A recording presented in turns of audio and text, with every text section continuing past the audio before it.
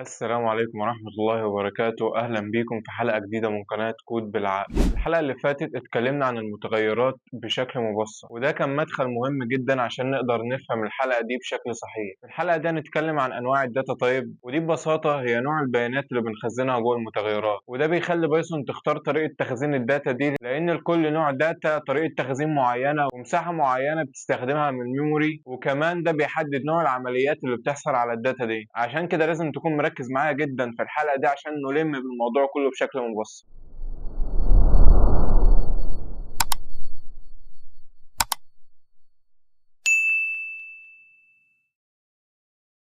أول حاجة لازم نعرفها إن بايثون بتحدد نوع الداتا تلقائي، لكن إحنا بنفهم الأساسيات بتاع كل اللغات، مش مجرد حفظ لغة معينة. إحنا بنشرح الأساسيات بس بلغة بايثون. أول حاجة لازم نعرفها إن بايثون بتحدد نوع الداتا تلقائي. يعني أنا مثلا عندي في اللغات التانية بكتب قبل كل متغير نوع الداتا بتاعته، نوع الداتا تايب بتاعته.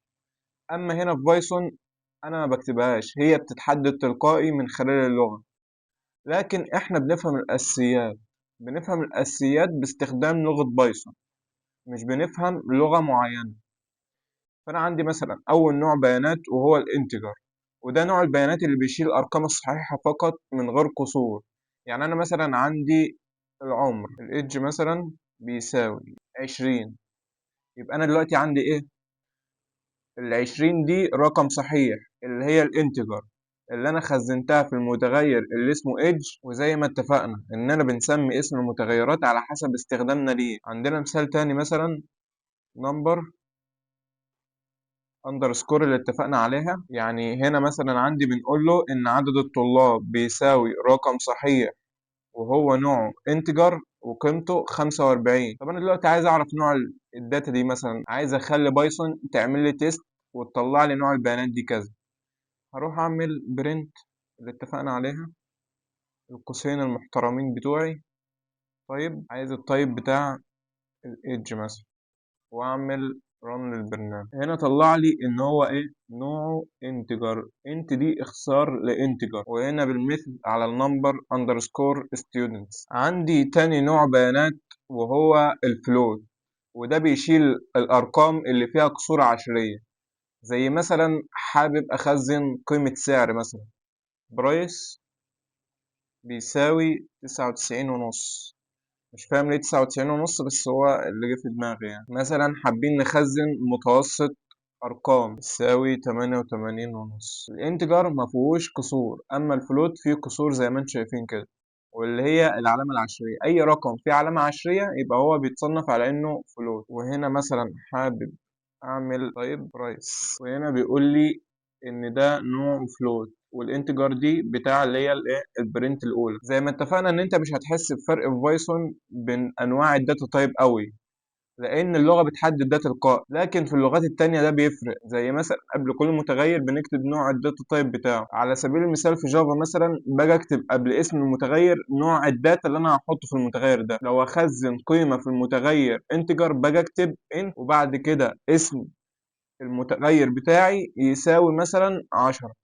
هو هنا طالع لي ايرور لان ده مش صح في بايثون، لكن في اللغات التانية بنعمل كده. عشان كده بقول لك ان دي حاجة مهمة ان انت تعرف الداتا تايب بتاعك اللي انت بتستعمله. تالت نوع عندي وهو السترينج، ودي اي قيمة بين علامتين تنصيص او بين دبل كوتيشن او حتى سنجل كوتيشن، لان هنا في بايثون برضو ما بيفرقش بين الدبل كوتيشن والسنجل كوتيشن. الاتنين استخداماتهم واحد. يعني سواء رقم او جملة او اي حاجة حطيتها بين دبل كوتيشن فهو بيتصنف على انه سترينج حتى لو رقم. ودي بنستخدمها في النصوص اكتر. يعني انا مثلا عندي النيم، خزن فيها النيم دبل كوتيشن بتوعي محمد مثلا.